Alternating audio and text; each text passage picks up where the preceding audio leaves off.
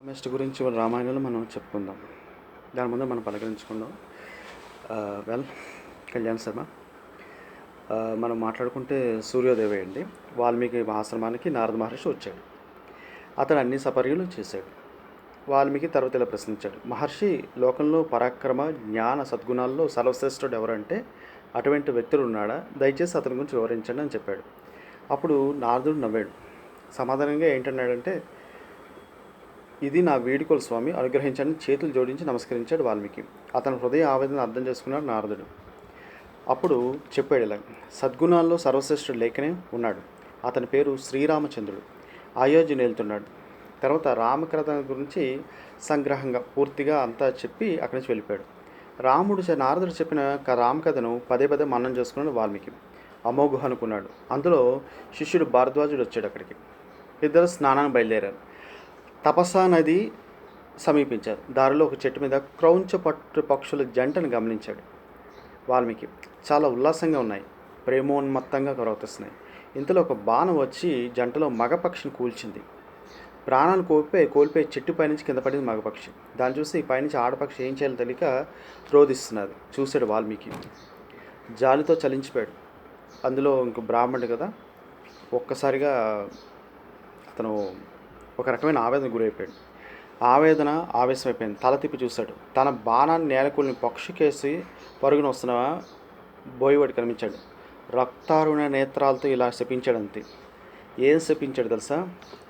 మనిషాదా ప్రతిష్టాతాత్వ మగమహ శాశ్వతి సమాహ్యుత్ క్రౌంచ మిథునాధేక మవధీహి కామమోహితం ఓయి భోయి. ప్రేమోన్మత్తమైన ఆ పక్షుల జంటలో ఒకదాన్ని చంపిన కారణంగా కలకాలం నువ్వు అప్రదిష్ట పాలవుతావు గాక అని శపించాడు. ఆ శాపాన్ని బోయవాడు భయపడ్డాడు. అక్కడి నుంచి పరుగెంతుకున్నాడు. భయపడి పారిపోతున్న బోయవాడిని చూసి తల విదిల్చాడు వాల్మీకి. జాలి చెందాడు, శాంతించాడు. ఇదేమిటి ఋషిని నాకేమైంది, ఎందుకు ఇలా ప్రవర్తిస్తున్నానని బాధపడ్డాడు. తర్వాత శాపం గురించి ఆలోచించడం మొదలుపెట్టాడు. చక్కని పదాల పొందికతో 2 సమపాదాలతో శ్లోకమైన తన మాటలు తాను విస్తుపోయాడు వాల్మీకి. ఆ ఆలోచన ఉంటుంది కదా, మానసిక అవస్థలోనే శిష్యుతో సహా స్నానం ముగించి ఆశ్రమం చేరుకున్నాడు. మౌనంగా కూర్చున్నాడు, కళ్ళు మూసుకున్నాడు. ఒక విషయం గుర్తుంచుకోండి, ప్రపంచంలో ఏ వ్యక్తి అయినా, మీరైనా, నేనైనా సరే, ఒక విషయం ప్రారంభించడం ముందర ఒక విషయం సిచ్యువేషన్ అనేది జరగడం గ్యారెంటీ జరుగుతుంది. ఇది అంతే.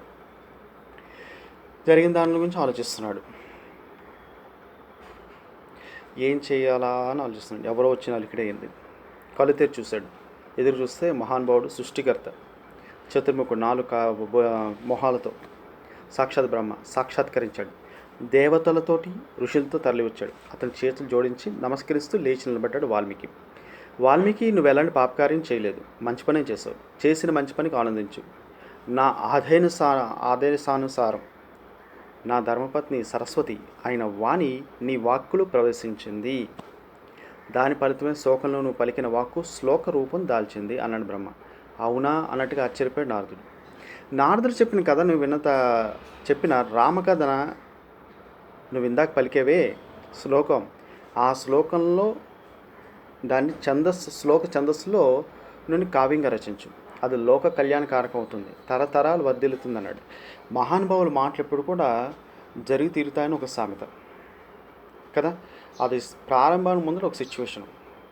అది బోయివాడు, బాణం ఇవన్నీ నిజమో కాదో పక్కన పెడితే, కానీ ఆ సిచ్యువేషన్ అలా ఏర్పడడానికి కారణం ఒక కారణం అనమాట. ఆ కారణం ఇక్కడ ఏంటి, ఒక విషయానికి కారణమైంది. ఏది? ఒక రామాయణం వరకు మహాద్భుత కావ్యానికే కారణమైంది. అది ఇప్పుడు ఏంటంటే, మనం బ్రహ్మదేవుడి మాటలు విని వాల్మీకి చలించిపోయాడు. సాక్షాత్ బ్రహ్మదేవుడు వచ్చాడు, చెప్పాడు. ఇవన్నీ వినేస్తే నా అనుగ్రహంతో రామకథలో పాత్రలు ఏ పనులు చేపట్టింది, వారు ఏం మాట్లాడింది, ఏం ఆలోచింది అన్నీ నీ దివ్య దృష్టికి అందుతాయి. అలా అందడమే కాదు, నా ఆశీస్సులతో నువ్వు రచించిన మహాకావ్యం ఈ విశ్వమంతా వ్యాపించి కుల పర్వతాలు, సాగరాలు, సూర్యచంద్రులు ఉన్నంతకాలం వర్ధిల్లుతుందన్నాడు. నీ మహాకావ్యానికి సహా నువ్వు కూడా కీర్తిమంతుడు అవుతావు. తర్వాత మా లోకాన్ని అలంకరిస్తావు అని చెప్పాడు బ్రహ్మ. దైవానుగ్రహాన్ని వాల్మీకి తలంచాడు. ఋషులు దేవతలు సహా బ్రహ్మదేవుడు అదృశ్యమైపోయాడు. బ్రహ్మ ఉపదేశానికి ఆదేశానికి ఆనందించి వాల్మీకి రామకథ రచించిన సిద్ధమయ్యాడు. ధ్యాన నిమగ్నుడయ్యాడు. రామకథ అతని కళ్ళ ముందుకు సాక్షాత్కరించడం మొదలుపెట్టింది. అంటే జరగబోయే విషయాన్ని ముందరించే అతని కళ్ళ ముందర రావడం ప్రారంభమైందనమాట. ఇప్పుడు నెక్స్ట్ దాని గురించి చూసుకుంటే, రామరాజ్యం వర్ధిల్లుతున్న రోజులు అవి. ఆ రోజుల్లో ధర్మార్థ మోక్షాలు ప్రధాన వస్తువులుగా, అర్ధకామాలు తగు రీతిలో ఉండేటట్లుగా వేదార్థాన్ని వివరిస్తూ వాల్మీకి సీతాదేవి మహాచరిత్ర రామాయణంగా రచించాడు. 24,000 శ్లోకాలతో 6 పూర్వఖండాలు, ఉత్తర భాగం మరో ఖండంగా వాల్మీకి రామాయణం విశ్వవ్యాప్తమైంది. కావ్య రచన అయితే పూర్తయింది, కానీ అంతటి కావ్యాన్ని కంఠస్థం చేసి ప్రచారం చేసేది ఎవరైనా ఆలోచించసాగాడు వాల్మీకి.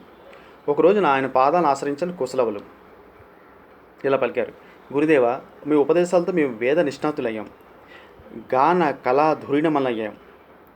మీ ప్రియ శిష్యులం, మీ రామచరిత్రను మేము గానం చేశాం, అనుగ్రహించడని కోరారన్నమాట. సముద్రులైన శిష్యులు లభించారు చాలనుకున్నాడు ఆయన. వాల్మీకి కౌలిగించుకున్నాడు వాళ్ళని. గానం చేస్తే హాయి అనిపించింది, వీణలపై మీటితే పరవశింపజేసింది. వీర, రౌద్ర, శృంగార, కరుణ, శాంతరసాలకు ఆటపట్టయింది. అజరామరమైన రామచరిత్రను కుశలవులకు నేర్పించాడు వాల్మీకి. రామచరిత్రని కంఠస్థం చేసాగారు కుశలవులు. కంఠస్థం చేస్తున్న కుమారుని చూసి పొంగిపోయింది సీతాదేవి.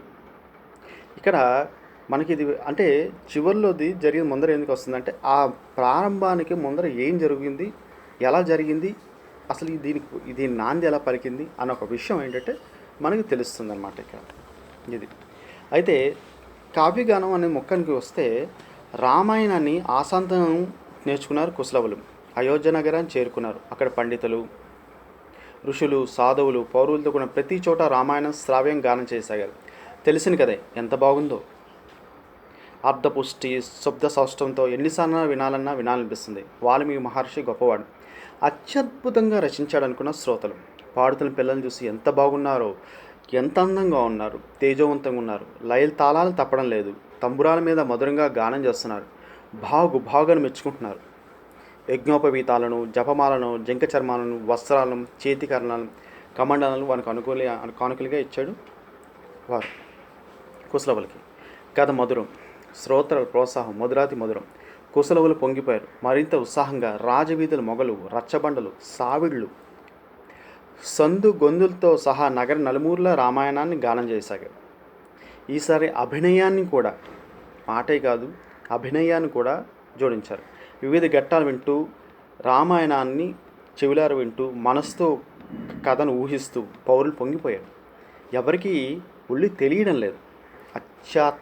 ఆత్మానందంగా ఉంది, ఎక్కువ ఇంకా ఆనందంగా ఉంది. ఆషామాషి కాదది, అమృత ధార అన్నారు. కవి వాల్మీకి ధన్యుడు అన్నారు, జయజయలు అన్నారు, పలికారు అతనికి. ఇప్పుడు శ్రీరాముడిని ఈ భాగంలో మనం ఆహ్వానిద్దాం, చూద్దాం ఏం జరిగింది. తనను చూసి బాలగాయకులు చూడక్కర్లేదు అనుకున్నారట. తన ప్రతిబింబాల్లో ఉన్నారట. తను రామచంద్రుడైతే వారు బాలచంద్రుడు అని కుశలవుల గురించి విన్నాడు శ్రీరామచంద్రుల వారు. వాల్మీకి శిష్యులను తెలుసుకున్నాడు. తన చరిత్ర గానం చేస్తున్న వారిని చూడాలనిపించింది, వారి గానాన్ని వినాలనిపించింది. కుశలవులను ఆహ్వానించారు శ్రీరాముడు. మంత్రి, సామంతులు, పురోహితులు, పెద్దలతో కొలువు తీరి పిల్లలను గానం చేయమన్నాడు. మహారాజు అంటే సామాన్యం, అందులో శ్రీరామచంద్రుడు అంటే గొప్ప చక్రవర్తి పిలిచాడు. మహారాజు అడగడమే ఆలస్యం. వచ్చారు, గానం చేశాడు. రాములు వారు కూడా ఆ లోకంలో విహరించారు. ముగ్ధుడైపోయారట. రామకథ వింటూ తానేం చేస్తున్నాడో తెలియనివాడైపోయాడు. పూర్వం ఈ భూమండలాన్ని మనువు మొదలైన రాజశేఖరులు అందరూ పరిపాలించారు. సగరుడు, దిలీపుడు, భగీరథుడు అందులో ప్రముఖులు. సగరుని కుమారులే సాగరాన్ని తరపారు కాబట్టి సాగరం అంటే సముద్రానికి ఆ పేరు వచ్చింది. వాళ్ళు పుట్టిన వంశం రఘువంశం. రాముడు ఆ రఘువంశంలో జన్మించాడు. ఆ శ్రీరామచంద్రుడి కథే రామాయణం. రాముడు ఒక్కొక్క వ్యక్తి ఒక్కొక్క ఇంట్లో పుడతారు. ఆ వ్యక్తి పుట్టినప్పుడు ఆ ఇంటికి ఎన్నో తరాలు బట్టి లేని పేరు అలా వచ్చి పడుతుందన్నమాట. అదే ఒక్కొక్క మహానుభావుడు ఒక్కొక్క ఇంటికి పుడుతుంటాడు. అది రఘువంశీయులు కోసలాధిపతులు. కోసల దేశం గంగానదికి ఉత్తరంగా సరయూ నది తీరంలో ఉంది. కోసల రాజ్యంలో ధాన్యాలకి అంటే బియ్యాలకి, రాసులకి వాటి కొదువు లేదు. అక్కడి ప్రజలు సంతృప్తులు, సాటిస్ఫాక్షన్, బలాఢ్యులు. గోవులు కోట్ల కట్ల సంఖ్యలో ఉండేది. ఎడ్లు ఒంట్లే కాదు, కాంబోజా, బాహ్లికా దేశాలకు చెందిన అశ్వాలు, వింధ్య, హిమాలయాల మొదటైన ఇక్కడ వేల సంఖ్యలో ఉండేవట ఆ మహానుభావుడి దగ్గర. సరే, నెక్స్ట్ దానికి వస్తే మనం తర్వాత కథలో చూస్తే కోసల దేశానికి అయోధ్య నగరం రాజధాని. అయోధ్య గురించి విన్నారు కదా, రాముడు పుట్టిన ప్లేసు గట్రా ఇప్పటికి పెద్ద ఇష్యూస్ అవుతున్నాయి. అది అయోధ్య నగరం. అదే ఆ నగరాన్ని మనువు నిర్మించేట. దాని పొడవు 12 అమ్మడాలు, వెడల్పు 3 యోజనాలు, చుట్టూ ప్రాకారం, 4 వైపులా ద్వారాలు ఉన్నాయి. దానికి ప్రాకారం చుట్టూ లోతైన అగర్తలు ఉన్నాయి. లోపల ఆ కోట చుట్టూ కొన్ని సినిమాల్లో మనం చూస్తే, లేకపోతే కొన్ని కోటల చుట్టూ కొన్ని చోట్లకి వెళ్ళండి, ఆ చుట్టూ అగర్తలని ఉంటాయి నీటితోటి. అగర్త లోపల ఏముంటుండే అనుకుంటున్నారు? శత్రువులు ప్రవేశించకుండా ఈ అగర్తలు కట్టేవారు. ఈ అగర్తల లోపల ఏముండేవంటే బాణాలు ఉండేవి, ఒక మోటైన బాణాలు. లేకపోతే మారణానికి అంటే చనిపోవడానికి ఎవరైనా దాడి చేస్తూ అందులో పడితే చనిపోవడానికి వీలుగా ఉండేవి మరణాయుధాలు కూడా అందులో ఉండేవి. ఇప్పుడే కాదు, తర్వాత కాలంలో తర్వాత జనరేషన్లు కూడా ఉన్నాయి. అంతేకాదు అందులో మొసలు, భయంకర మొసలు కూడా ఉండేవి. శత్రువులు వస్తే దానిలో ఒకవేళ పడితే చనిపోయేవారు. అగర్తలంతా కొన్ని అగర్తల్లో అయితే కొన్ని అగ్నిపూరితమైన పదార్థాలు అందులో వేసేవారు. వెయ్యగానే బూడిద అయిపోవడం అందులో పడతాయి. పేరుకు తగ్గట్టుగా అది శత్రు దుర్భేద్యమైంది, అంటే శత్రువులు ఎవరు ప్రవేశించలేరు. ప్రాకారం నుండి నలువైపులా విశాలమైన రాచబాటలు ఉన్నాయి. బాటల మధ్యలో అంగడి వీధులు ఉన్నాయి. బాటలకు ఇరువైపులా సువాసన వెదజల్లే పుష్ప ఫలవృక్షాలు ఉన్నాయి. వాటిని ఆనుకుని ఆయుధశాలలు, మేడలు, మిద్దెలు, భవంతులు కూడా ఉన్నాయి. మేధావంతులైన వారు అక్కడి బ్రాహ్మణులట. వారు యజ్ఞయాగాదుల్లో చాలా ఇంట్రెస్ట్, అంటే ఆసక్తి చూపించడం కాదు, వేదాంగాల్లో పండితులు వారు. సరస్వతి పుత్రులు, రుజువత్తులు, క్షత్రియులు, యుద్ధాలకు వెనదీన సూర్యులు అనమాట. వారి దగ్గర అన్ని రకాల ఆయుధాలు, అంటే శత్రువులు జయించే అన్ని రకాలు, శత్రువులు చంపే ప్రతి ఒక్క ఆయుధం ఉండేది. వివిధ దేశాలతో వ్యాపారాలు చేసే వయసులు ఉన్నారు అక్కడ, గొప్ప సంపన్నులు ఉన్నారు.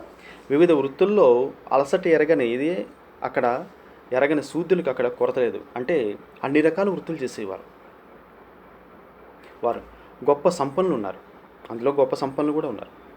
వివిధ వృత్తుల్లో అలసట ఎరగదట వాళ్ళకి, అంతే. తర్వాత పౌరుల విహారానికి ప్రత్యేక ఉద్యానవనాలు ఉన్నాయి. నిత్యం వేడుకలు, ఉత్సాహాలే నగరంలో ఎప్పుడు చూసి సంతోషంగా ఉంటుంది. తిరుపతి వెళ్ళినప్పుడు మనకి ఎంత హాయి కలుగుతుందో అక్కడ కూడా ఉంటుంది. భేరి మృదంగాలు, వేణునాదాలు వినరాని చోటు లేదు అక్కడ. పౌరులు, విద్యావంతులు, శీలవంతులు, సత్యపారాయణలు, జానపదాలు కూడా అంతే. మాట అంటే మాటే, మాట తప్పని వారు. అందరూ సంపన్నులే. భగవంతుడు ఉన్నాడంటే ఆ చోట్ల ఇంకా లక్ష్మీ నివాసమే కదా, అంతే. గుర్రాలకి, గోవులకి కొరత లేదు. దానధర్మాలు చేయడాన్ని బాధ్యతగా భావించేవారు. సుఖ సంతోషాలు జీవిస్తున్నారంతా. తాతలు, తండ్రులు, బిడ్డలు, మనవలు, 4 తరాలు ఆప్యాయత, అనురాగాలు మునిగి తేలుతున్నారు. మహిళల సంగతి చెప్పనే అక్కర్లేదు. వారంతా అందమైన వారు, గుణవంతులు. మరే దేశంలో కనిపించరట. నాట్య గానాల్లో ఆసక్తి ఎక్కువ వారికి. అలాగే ఆభరణాలు ధరించడంలో కూడా వారికి ఆసక్తి ఎక్కువే. అంతా రత్నాభరణాలు ధరిస్తారు. ప్రజలందరూ దైవభక్తి గలవారే. రాజభక్తి కూడా ఎక్కువ వారికి. ఆ దేశానికి రాజుట మహారాజు దశరథుడు. అతడు ఎంత శక్తివంతుడు అంటే మనువు అంత గొప్ప శక్తివంతుడు, ధర్మపారాయణుడు. ఎప్పుడైనా ఇంటి యజమానిగా ధర్మపారాయణుడు అయితే ఆ ఇల్లు నిలబడుతుంది. తండ్రి బట్టే పిల్లలు. ఇతను ధర్మపారాయణ అయితే పిల్లలు కూడా అలాగే అవుతారు. రాముడు అవడంలో అంత విషయం ఏంది, అతను గొప్పవాడు, అందుకే అయ్యాడు. రాజర్షి, ఇక్ష్వాకుల్లో మహారథుడు, దూరదృష్టి గలవాడు, భవిష్యత్తు అంచనా వేయగల శక్తి సామర్థ్యం గలవాడు అనమాట. సూర్యులు, యోగ్యులు ఇష్టపడేవాడు. ప్రజాక్షేమం కోసం ఎంతటి పని చేయగల సముద్రుడు. యజ్ఞ యాగాలు, సత్కార్యాలు, నిత్య కుర్చాలు అతనికి. దశరథుడు మించ దాత లేదని ప్రీతిది. మహాభారతులు కన్నుడు ఎలాగో అంతకుమించట ఆయన. వశిష్ఠ వామదేవులకి పురోహితులు, అధర్మాన్ని నిరసించే పురోహితులు వారు. ధర్మం తప్పితే వాళ్ళు ఎప్పుడు భరించరు. ధర్మ నిర్వహణలో మంత్రులకే కాదు రాజులకు కూడా భయపడేవారు. అప్పుడు వాళ్ళు బ్రాహ్మణులకు అంత వెయిటేజ్. రాజులు, మంత్రులు, పౌరులు తప్పకటకుండా చూడడం వారి బాధ్యత. వారి ఆదేశానుసారమే రాజ్యపాలన సాగేది. వివిధ శాఖలు నిర్వహించే దశరథుడికి 80 మంత్రులు ఉన్నారు. అర్ధసాధక, విజయ, సిద్ధార్థ, దుష్టి, జయంత, మంత్రపాల, సుమంత్ర, అశోకుడని వారి పేరట. ఎవరు? 8 మంది మంత్రులు. రాజనీతి విశారద సంపన్నులు, సత్య సంపన్నులు, రాజకార్యాలు నిర్వహించేందుకు ఆసక్తి కలవారు, రాజ రహస్యాలను కాపాడడం గిట్టలు వారు, నిరపరాధులను కంటి రెప్పట్లా కాపాడుతూ అపరాధం ఎంతటి వారిని క్షమించేవారు కాదు. దశరథుడి 3 భార్యలు మనకు తెలుసు. కౌసల్య, సుమిత్ర, కైకేయి వారి పేర్లు. సుశీల గుణ సౌందర్యవతులు వారు. సాటిలేని రాజ్యం, అంతులేని సౌఖ్యం ఎంతున్నా భగవంతుడు ఎక్కడో చిన్న మెలికి పెడతాడన్నట్టుగా వాళ్ళకి బిడ్డలు లేవు. మనం ఇప్పుడు కుశలవుల దగ్గర నుంచి రాముడు వింటున్నాడు కదా, ఆ రామాయణంలో మనం ఉన్నాం. ఇప్పుడు గుర్తించండి, ఇప్పుడు రాముడు ఇంకా పుట్టలేదు, జనాన ముందర ఏం జరిగిందనేది మనం చూస్తున్నాం ఇక్కడ. అది అయితే పిల్లలు లేకపోతే ఎలా ఉంటుందో, అన్నీ ఉండి కొన్ని లేకపోతే పెద్ద బాధ. రాణులకే కాదు, రాజుకు కూడా, ఆ దేశ ప్రజలకు కూడా. ఎందుకంటే భవిష్యత్తును పాలించాల్సింది ఈ రాజుల సంతానమే కదా ఆ కాలానికి. అయితే శీల గుణ సంపన్నులైన, సాటిలేని రాజ్యమైన, గొప్పవాడైనా సరే పిల్లలు లేకపోతే ఎంత ఇబ్బందో, ఎంత మానసిక క్షోభో మీకు అది తెలుసు. అందుకని మహానుభావుడు చాలా కాలం వెయిట్ చూసి మంత్రులు, జ్ఞానులు, శక్తివంతులు, మహర్షులు, వేద పండితులు అందరిని పిలిచి, ఒక పెద్దలందరినీ పిలిచి సమావేశం పెట్టాడు. ఒకనాడు పెట్టి ఇలా అడిగాడు. అప్పుడు వశిష్ఠ మహర్షి, వామదేవుడు, సుయజ్ఞ, కాశ్యపులు, మంత్రులు, చాలామంది ఇచ్చేశారు. ఆ సమావేశానికి వచ్చిన వారందరినీ ఆదరించి తన సంకల్పాన్ని, వాటెవర్ మనసులో ఏమున్నది తెలియజేశాడు. సలహాలు అందించాడు. గొప్ప సంకల్పం, చాలా అయోగ్యమైనది. ఈ యాగం చేయడం వల్ల సంతానం తప్పకుండా కలుగుతుందని చెప్పారు పెద్దలు. ఆనందించాడు దశరథుడు. అప్పుడు సుమంత్రుడు కలజేసుకున్నాడు. సుమంత్రుడు కాదు, సుమంత్రుడు కలజేసుకున్నాడు. చేతులు జోడి నమస్కరించాడు. చెప్పాడు ఇలా, బ్రహ్మ మానసపుత్రుడు సనత్ కుమార్ చెప్పిన భవిష్యవాణి, అంటే ఫ్యూచర్లో ఏం జరుగుతుంది అన్నది చెప్పాడు, వివరించాడు. అది ఏమిటి అన్నది మనం తెలుసుకుందాం. అది ఇప్పుడు సుమంత్రుడు ఏం చెప్తున్నాడో విందాం. అంగరాజ్యంలో తీవ్రమైన అనావృష్టి ఏర్పడింది. దానికి ఆ దేశం చెందిన రోమపాదుడు అనే మహారాజు ఉండేవాడు. తీవ్రమైన కలత చెందాడు. అనావృష్టి అంటే ఏంటి? ఇప్పుడు ఒక ఇంట్లో పెద్ద ఉన్నాడు. ఆ ఇంటిలో భార్య ఉంటుంది, పిల్లలు ఉంటుంది. ఆ పెద్దకు కానీ జేబులో కానీ డబ్బులు లేక, సామాన్ తేలేక ఆ వ్యక్తి ఇబ్బంది పడుతూ ఉంటే అతను ఎంత ఇబ్బంది పడతాడో, అలాగే ఒక దేశానికి సంబంధించిన ఒక రాజు తన ప్రజలు అనావృష్టి వల్ల, కరువు వల్ల బాధపడుతూ ఉంటే అంతే ఇబ్బంది పడతాడు. ఇక్కడ ఇదే విషయం గుర్తించాలి. పెద్దల్ని, పూజల్ని అందరినీ పిలిచాడు. తపస్సారి ఋష్యశృంగుడిని ఆహ్వానించాడు. ఋష్యశృంగుడు రాజ్యంలో అడుగుపెట్టే మరుక్షణం వానలు కురుస్తాయని చెప్పారు. ప్రజలు ఆనందిస్తారు. అందుకు సంతోషించిన రోమపాదుడు ఏం చేస్తాడంటే, ఋష్యశృంగుడు రావడం వల్ల వర్షం కురిసింది, పంటలు పండాయి. కొంతమంది మహానుభావులు కావాలి. అలాగే ఓ ఇంటిలో కొంతమంది మహానుభావులు కానీ, కొంతమంది కానీ అడుగు పెట్టడం వల్ల ఆ ఇల్లు అభివృద్ధి చెందుతుంది. కొంతమంది అయితే డౌన్ఫాల్ కూడా పడిపోతారు. అయితే ఋష్యశృంగుడు మాత్రం అడుగు పెట్టిన తర్వాత రాజ్యంలో వర్షాలు కురిసాయి, దేశం వర్ధిల్లింది, పంటలు పండే, చక్కగా అందరూ బాగున్నారు. అయితే ఎప్పుడైతే వర్షం పడిందో రాజ్యం బాగుంది. అప్పుడు రోమపాదుడు ఏం చేస్తాడంటే తా దత్తపుత్రిక శాంతను ఇచ్చి ఋష్యశృంగుడికి వివాహం చేస్తాడు. దత్తపుత్రిక అంటే పెంచుకున్న పాప, అంటే అడాప్టెడ్ మన భాషలో. అలాగే ఏంటంటే కొంతకాలం గడుస్తుంది. అప్పుడు రోమపాదుడు మిత్రుడైన దశరథుడు సంతానం కోసం యాగం చేయడం సంకల్పిస్తాడు. అప్పుడు ఏం చేశాడు? ఋష్యశృంగుడిని అయోధ్యకు ఆహ్వానిస్తాడు. ఇది సుమంత్రుడు చెప్పిన ప్రకారం చూసుకుంటే. సుమంత్రుడు ఏం చెప్పాడు? రోమపాదుడి విషయం చెప్పి అతను వస్తాడు అని చెప్పాడు. ఋష్యశృంగుడు రావడం వల్ల ఏంటంటే ఆ దేశానికి ఏమైనా ఇబ్బంది, ఆ ఇబ్బంది అనేది సంతానం కావచ్చు, పిల్లలు కావచ్చు, వర్షం కావచ్చు, ఏదైనా కావచ్చు, అంతలో మహానుభావుడు అడుగు పెట్టడం వల్ల అని చెప్తాడు. ఆ అడుగు పెట్టాడు, యాగం చేయించాడు. యాగం పేరు అశ్వమేధ యాగం. ఆ యాగ ఫలంగా విశ్వవిఖ్యాతులైన 4 కుమారులు జన్మిస్తారంటారు. దసరా సమీపించి ఋష్యశృంగుడిని రాజ్యాన్ని ఆహ్వానించమన్నాడు సుమంత్రుడు. అలాగే మంత్రుల సలహాలతో పెద్దలందరూ ఆమోదించడంతో దశరథుడు అంగరాజ్యాన్ని బయలుదేరాడు. రోమపాదుని కలిశాడు. మిత్రమా, ఇది నా కోరిక, ఇలా ఉన్నదని చెప్పాడు. రోమపాదు సంతోషించాడు. ఆ దశరథుడు నిర్వహించే అశ్వమేధానికి అల్లుడు ఋష్యశృంగుని యాజకత్వం, అంటే బ్రహ్మ యాగాన్ని చేసే ఎంతమంది బ్రాహ్మణులు ఒక బ్రహ్మ ఉంటాడు, హెడ్ వహించాల్సి కోరుకున్నాడు. అందుకు సంబంధించాడు ఋష్యశృంగుడు. భార్య సహా అయోధ్య చేరుకున్నాడు. దశరథుని ఆదేశించాడు. అలాగా శుభ లక్షణాలు గల ఆ యజ్ఞాశ్వాన్ని మంచి బలశాలురు పురోహితుడితో సహా దేశ సంచారం పంపమన్నాడు. పంపాడు దశరథుడు. ఇక్కడ ఏం చేస్తారంటే అశ్వమేధం గురించి వచ్చింది కాబట్టి చెప్తాను. యాగ అశ్వాన్ని అది చాలా బలమైనది, శక్తివంతం పంపిస్తారు. ఆ దేశంలో ఏ దేశంలో అడుగుపెట్టినా ఆ దేశం వాళ్ళు ఆ రాజు కానీ ఆ వ్యక్తి కానీ అక్కడ ఉన్నవారు దాన్ని గౌరవించి వాళ్ళు ఏంటంటే తమ మిత్రత్వాన్ని ప్రకటించాలి. అలా కాకుండా ఎదురు తిరిగితే వాళ్ళతో యుద్ధం చేసి వాళ్ళు ఓడిస్తారన్నమాట. ఆ తర్వాత వచ్చిన తర్వాత యజ్ఞాశ్వాన్ని యాగానికి వినియోగించి అశ్వమేధ యాగాన్ని పూర్తి చేస్తారు. మహాశక్తివంతమైనది ఈ కాలం ఎవరు చేయలేరు. సరే, ఇప్పుడు మన కథలోకి వచ్చేస్తే ఇక్కడ పంపించాడు, యజ్ఞాశ్వాన్ని పంపించాడు. ఆపై యజ్ఞ నిర్వహణ బాధ్యతను వశిష్ఠునికి అప్పగించాడు ఋష్యశృంగుడు.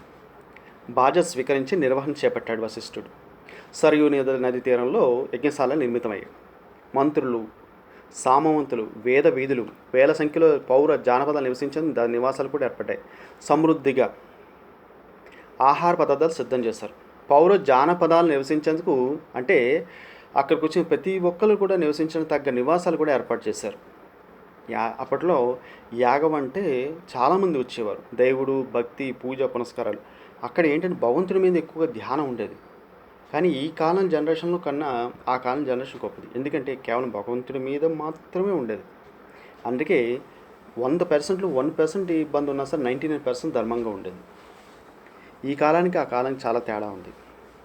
అయితే ఇక్కడ బాధ్యత నిర్వహించాడు, యజ్ఞశాల నిర్వహించాడు, ఇవన్నీ మనం చెప్పుకున్నాం కదా. యజ్ఞశాల నిర్మితమయ్యాయి. తర్వాత అన్ని సమృద్ధి ఆహార పదార్థాలు సిద్ధం చేశారు. యాగాన్ని వీక్షించేందుకు మిథిలాధిపతి జనకరాజుడు, రోమపాదుడు, దక్షిణ కోసలాధీశుడు భానుమంతుడు, మగధరాజు, కేకేయరాజు విచ్చేశారు. అక్కడికి చూస్తూనే ఏడాది పూర్తయింది. ఏడాది పాటు చేశారు. పరివారంతో యజ్ఞాసం వచ్చింది. దశరథుడు యజ్ఞ దీక్షితుడయ్యాడు. ఋష్యశృంగుని ఆధ్వర్యంలో అశ్వమేధ యాగం 7 రోజుల పాటు శోభాయమానంగా జరిగింది, ముగిసింది. మహాదాత దశరథ మహారాజు హోతకు తూర్పు దిక్కును, అధ్వరుణునకు పడమటి దిక్కును, బ్రహ్మకు దక్షిణ దిక్కును, ఉద్గాతకు ఉత్తర దిశకు తన రాజ్యాన్ని ధారపోశాడు. వీరాగులైన ఆ వేదవేత్తలు ఏంటంటే రాజ్యభారం తమకెందుకున్నారు. ప్రతిఫలంగా స్వర్ణ అంటే బంగారం, రజ వెండి తాళంతో గోవులతో ఇచ్చి రాజ్యాన్ని తిరిగి స్వీకరించమన్నారు. దశరథుడు ఏం చేస్తున్న 4 వైపుల చెరుగులో ఉన్న తన రాజ్యాన్ని వాళ్ళు ధారపోస్తాడు, దానం ఇచ్చాడు. వాళ్ళు వెనక్కి ఇచ్చారు, తీసుకున్నాడు, సమ్మతించాడు. అందుకు అయితే 10,000 బంగారు మాడలను, 40,000 వెండి నాణేలను, 10 లక్షల గోవులను వాళ్ళకి వేద విధులైన వాళ్ళందరికీ సమర్పించి తిరిగి రాజ్యాన్ని స్వీకరించాడు. ఇది కథ. తర్వాత ఇప్పుడు అసలు విషయానికి వస్తాం. పుత్రకామేష్టి ఆ యాగం గురించి కదా ఇదంతా. దశరథుడు సంతానం కావాలి. ఈ విషయాన్ని ధ్యాన దృష్టితో యోచించిన ఋష్యశృంగుడు రాజుని పిలిచి చెప్పాడు, మహారాజా, నీ కోరిక నెరవేరాలంటే నువ్వు పుత్రకామేష్టి యాగం చేయాలి. అధర్వణ మంత్రాలతో ఆ యాగం నీ చేత నేను చేయిస్తాను. నీకు సంతానం తప్పకుండా కలుగుతుంది, దానికి సిద్ధంగా ఉండు అని చెప్పాడు. దశరథుడు ఏమైతే ఏదైతే ఎదురు చూస్తున్నాడో అదే అనమాట మహాప్రసాదం అని చెప్పి దశరథుడు సంతోషపడ్డాడు. అలాగే యాగ దీక్షకు సిద్ధమయ్యాడు. యాగంలో తన ఆవిర్భావాలను స్వీకరించేందుకు బయలుదేరుతూ దేవ, గంధర్వ, సిద్ధులు, మహర్షులు దివ్యలోకంలో పరమేశ్వరుతో సమావేశమయ్యారు. వేడుకున్నారు ఇలాగా, భక్తవత్సల మా మొర ఆలకించు. నే దివ్య వర ప్రభావంతో లంకాధీశ్వరుడు రావణుడు లోకాకులను చికాకులు పరుస్తున్నాడు. ఇంద్రుణ్ణి, దిక్పాలకు ఓడించి వాళ్ళని పదవి భ్రష్టులు చేశాడు. వాళ్ళ పదవులు లాక్కున్నాడు. యజ్ఞాలను భగ్నం చేస్తున్నాడు. తపస్సును సాగనీయటం లేదు. కాముకుడై మానవతుల శీలం హరిస్తున్నాడు. రక్షణ కరువై నారీలోకం దుఃఖిస్తుంది అన్నాడు. అప్పుడు బ్రహ్మ అన్నాడు, తెలుసు ఊరుకుంటావా? ఆ లోకకంటుకుని సంహరించే మార్గం ఆలోచించవా అని ప్రాధాయపడ్డారు. సమాధానం కళ్ళు మూసుకున్న బ్రహ్మ తర్వాత మెల్లగా కళ్ళు తెరిచాడు. లోకవితమైన మీ కోరిక త్వరలో నెరవేరుతుంది అన్నాడు. చిరకాలం తపస్సు చేసి సుర, అసుర, యక్ష, కిన్నర గంధర్వాదులతో మరణం లేకుండా నా చేత వరం పొందాడు రావణుడు. అయితే అల్పులని భావించి వాడు ఏం చేశాడంటే చిన్న మిస్టేక్, మనిషి ఎక్కడైనా రాక్షసులని ఎవరైనా సరే చిన్నది ఎక్కడో పెడతారు. అదే ఆ లోపమే పెద్ద ప్రాబ్లం. నరనారాయణని ఉపేక్షించాడు. వానరుల్ని దాని అవకాశం తీసుకుందాం. నరుడి చేతే అతను సంహరింపజేద్దాం అన్నాడు. మిగతా వాళ్ళందరూ బాగు అన్నాడు. అవును సరే అన్నారు. సంతతి కోసం ఇక్కడ దశరథ మహారాజు యజ్ఞం చేస్తున్నాడు. కాబట్టి ఆ ఇంట మానవుడిగా జన్మించిన మాధవుణ్ణి, కేశవుణ్ణి, గోవిందుడు, ఆయన మహానుభావుడు విష్ణుమూర్తిని వేడుకుందాం అన్నాడు బ్రహ్మ. బ్రహ్మతో సహా ఉన్నవారంతా పరమాత్ముని కోసం ధ్యానించసాగారు. తర్వాత ఏం జరిగింది? దశరథుని పుత్ర కామిష్టి యాగంలో తమ ఆవిర్భాగం స్వీకరించేందుకు దేవ గంధర్వులు మహర్షి బయలుదేరుతూ దివ్యలేఖతో పరమేశ్వరుతో సమావేశాలని చెప్పాను. అలాగే లంకాధీశ్వరుడు రావణుని గురించి చెప్పి అతను సంహరించే మార్గం గురించి ఆలోచించుకున్నారు. సుర, అసుర, యక్ష, కిన్నర, గంధర్వాదులచే మరణం లేదు రావణుడికి. దేవతల వల్ల, రాక్షసుల వల్ల, యక్షుల వల్ల, కిన్నెర వల్ల, గంధర్వ వల్ల, ఎవరి వల్ల కూడా చావు లేదు మహానుభావుడికి. రావణుడు రాక్షస బ్రాహ్మణుడు, మహానుభావుడు. అయితే వారి చేత మరణం లేకుండా బ్రహ్మవరాన్ని పొందాడు. అల్పులని నరుడు అంటే మనుషులని, మనల్ని వానరులు కోతుల్ని ఉపేక్షించాడు. దాన్ని అవకాశం తీసుకుందామన్నాడు బ్రహ్మ. నరుని చేతే రావణ్ణి సంహరింపచేద్దాం అనుకున్నాడు. సరసమైన సమయం ఇదే అన్నాడు. సంతతి కోసం దశరథ మహారాజు యజ్ఞం చేస్తున్నాడు. ఆ ఇంట మానవుడిగా మాధవుని జన్మించమని వేడుకుందాం అన్నాడు. పరమాత్మ కోసం ధ్యానించండి అన్నాడు.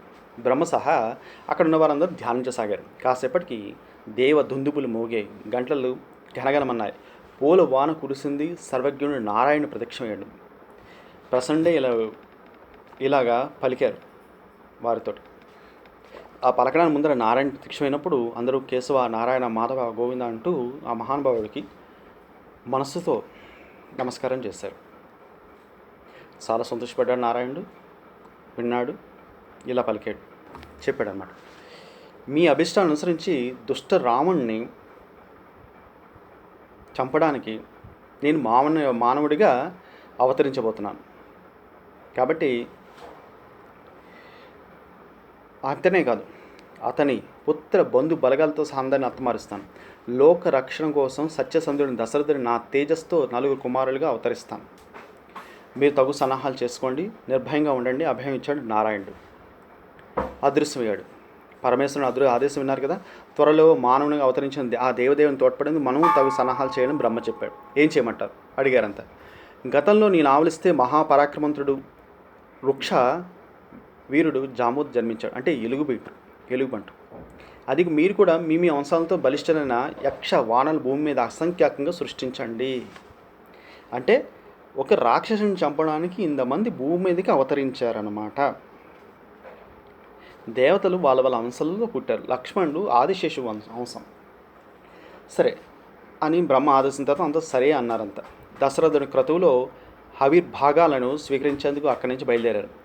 భక్తి శ్రద్ధలతో పవిత్రాహుతులు హోమగుండంలో పేలుస్తున్నారు. దశరథుడు మంత్రోచ్చరణ జరుగుతుంది. హోమగుండం మధ్య పెనుమంట లేచింది. అది వెళ్తూ వెళ్తూ ఆకాశాన్ని అంటుకుంది.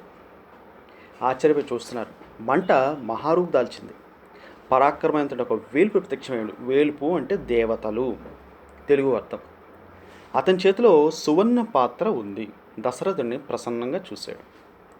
ఇలా అన్నాడు, దశరథ, నీ యజ్ఞం సఫలమైంది. నేను ప్రజాపతిని, యజ్ఞ ప్రజాపతి. నీ కోరికలు తీర్చేందుకు దేవత అందజేసిన దివ్యమైన పాయసాన్ని తీసుకుని వచ్చాను, స్వీకరించు అని చెప్పాడు. దీనివల్ల మహా తేజవంతులైన 4 కుమారులు నీకు జన్మిస్తారు. ఆ పాయసాన్ని నీ భార్యల 3కి పంచిపెట్టు అన్నాడు. దశరథ తీసుకుంటూ మహాప్రసాదం అంటూ ఆ సువర్ణ పాత్రని తీసుకుని ఆశ్చర్యం అంటే సర్ప్రైజింగ్ అంటూ, ఆనందం అంటే సంతోషంగా ఉంటూ చాలా సంతోషం చూస్తున్నాడు. మా సంతోషమే కదా, ఎందుకంటే అతను ఎదురు చూస్తుంది దాని గురించి. అది చూస్తున్నాడు. ఎలా లేచిన మంట అలాగే హోమగుండంలో మట్టు మాయమైపోయి ప్రజాపతి అదృశ్యమైపోయాడు. ఇంగ్లీష్ పదంలో వ్యానిష్ అంటాం కదా, అలాగే సువర్ణ పాత్రని శిరస్సు మీద పెట్టుకుని, అంటే బుర్ర మీద పెట్టుకుని ఉప్పొంగిపోయాడు దశరథుడు. భార్యను రప్పించాడు అక్కడికి. పాత్రను చూపించి పాత్రలో ఉన్న పాయస మహిమను అక్కడ వారు తెలియజేశాడు. అందులో సగభాగం కౌశల్యకి అందజేశాడు.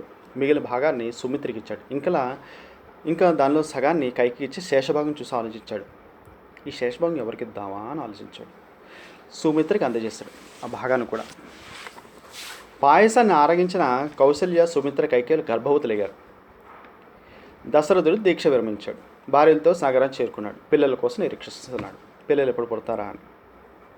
బ్రహ్మ సంకల్పంలో రాముడు సహాయంగా ఉండేందుకు ఇంద్రుని వల్ల వాలి, సూర్యుని వల్ల సుగ్రీవుడు, ఆ ఇద్దరు వానరాజు వృక్ష రజునికి కుమారులుగా పుట్టారు. ఇప్పుడు చూడండి, వాలికి సుగ్రీవుడికి తండ్రి ఎవరు? వృక్ష రజుడు. వానరుడు మంకీ, కోతి రాజు, కోతి రాజు. అది నవ్వడానికి ఏం లేదు, వాళ్ళ పదమే అంత. సరే, వీళ్ళిద్దరు కూడా సహాయంగా. ఇక్కడ గమనించాల్సిన విషయం ఏంటంటే, ఏది చేసినా దైవ సంకల్పం, ఒక విషయం ఉండడం వల్ల ఒకటి జరుగుతుంది. ఇక అసలు విషయానికి వస్తే, అత్యంత శక్తివంతుడు. పెను బిల్డింగులైనా సరే, పెద్ద పెద్ద భవనాలని, ఎలాంటి సరే కొండలైనా సరే తన అత్యంత తేజస్తో తీసివేయగల వాయుదేవుడు ఉన్నాడు. అతను అంశతో కేసరి భార్య అంజనాదేవికి వజ్ర శరీరంతో వాయువేగాలతో ఉండే మహాబలవంతుడైన హనుమంతుడు, అదే ఆంజనేయ స్వామి వారు జన్మించాడట. బృహస్పతి అంశంతో తారుడు, వరుణుడు వల్ల సుషేనుడు, అగ్ని వల్ల నీలుడు, విశ్వకర్మ వల్ల నలుడు, అశ్విని దేవతల వల్ల మైంద ద్విధులు వానరులుగా జన్మించారు. వీరేగాక ఇతర దేవతల అంశంతో యక్ష, కిన్నర, గంధర్వ కాంతలకు మహావీరులైన వృక్షవానులు జన్మించి కొండ కోణలు పెరుగుతున్నారు. వీళ్ళందరూ ఒక లక్ష్యం కోసం పుడతారు. మీరైనా నేనైనా ఈ భూమి మీద పుట్టింది ఎన్నో, ఒక్కసారి ఆలోచిద్దాం, ఎన్నో వేల క్రీచర్లు ఉన్నాయి, ఎన్నో వేల ప్రాణులు ఉన్నాయి. పర్టికులర్గా మానవులుగా జన్మించిన మనకి ఒక బిల్డింగ్ అని, ఒక ఇల్లు అని, ఒక బట్ట అని, ఒక జ్ఞానం అని, ఒక శక్తి అని, ఒక చూపు అని, ఒక వాక్ అని, ఒక మాట అని, ఒక శరీరం అని, బలం అని, ఒక తేజస్సు అని, ఇలాంటివన్నీ ఎందుకంటే ఒక భగవంతుడు మనకి ప్రత్యేకంగా ఒక లక్షణాలతో పుట్టించాడు. అది మనం గుర్తించాలి. అది మానవ శరీరానికి ఇచ్చి సాధించుకోమని చెప్పాడు. అలాగే ఒక లక్ష్యంతో ప్రతి వ్యక్తి పుడతాడు. అవతలవాడు వేటగారం చేస్తాడు, నువ్వు పనికిరావు, నువ్వు ఇలా ఉన్నావు, నువ్వు ఇలా ఉన్నావు. అవతలవాడు బాగుపడ్డాడు అని అతను అందులో రాణించగలేడు. ఇంకో దాన్ని వెళ్ళి రాణించమని చూద్దాం, ఇందులోనే రాణిస్తాడు. భగవంతుడు లక్ష్యంతో ప్రతి ఒక్క వ్యక్తిని పుడతారు. అందులో కూడా మీలో కూడా ఒక విషయం ఉంటుంది. ఒక్కొక్కరు ఒక్కొక్క రంగంలో రాణిస్తారు. ఆ విషయం అన్నది ఏంటంటే, దానివల్ల మీకు టైం వచ్చినప్పుడు మనకి ఎంత లేట్ అయినా, ఎంత ముందరికైనా కొంతమందికి, కొంత లేట్ అయినా కొంతమందికి అవకాశం ఇచ్చి ఆ భగవంతుడు మిమ్మల్ని ప్రేరేపిస్తాడు, పంపిస్తాడు. అందుకోసం మీరు వెయిట్ చేయాలి. ఇక్కడ అందుకే వీళ్ళు కూడా ఒక లక్ష్యంతో పుట్టారు. ఎవరిని చంపడానికి? రాక్షస రాజు అయిన రావణుడు అంత గొప్ప శక్తివంతుడు. రావణుడు సామాన్యుడు కాదు, అత్యంత తపస్సాలి. పరమేశ్వరుడిని మెప్పించగలిగాడు. పేగులు తీసేవాడు రుద్రమీని వాయించగలిగాడు. ఇతను చేశాడు. దశకంఠుడు, 10 తలలతో ఉన్నవాడు. 10 తలల బుద్ధి అంటే ఎంత గొప్ప శక్తి ఉండాలి. దేవేంద్రుడు అంటే అంతటి వాడిని కూడా, దేవేంద్రుడు అంటే మహాశక్తివంతుడు, అంతటి వాడిని కూడా వీళ్ళు ఓడించగలిగాడంటే రావణుడు ఎంత గొప్పవాడే ఉండాలి. సరే, రావణుడు విషయానికి వస్తే అతని జన్మ నక్షత్రం మాట్లాడితే మూల నక్షత్రం అతను. రావణాసురుడు మూల నక్షత్రం ధనుసు రాశిలో పుట్టాడు. అతనికి పుట్టిన సమయానికి గొప్ప తేజస్సు, గొప్ప శక్తివంతులైన, బలవంతులైన అతని అన్నదమ్ములు కూడా అతనికి సహాయంగా ఉన్నారు. అంతేకాకుండా అతను పుట్టిన బిడ్డ, అలాగే అతని చుట్టూన్న పరివారం అత్యంత భయంకరమైన బలవంతులు. ఈ కాలం వాళ్ళు ఎవ్వరూ పనికిరారు, అంత శక్తివంతుడు రావణుడు. సరే, తర్వాత భాగాన్ని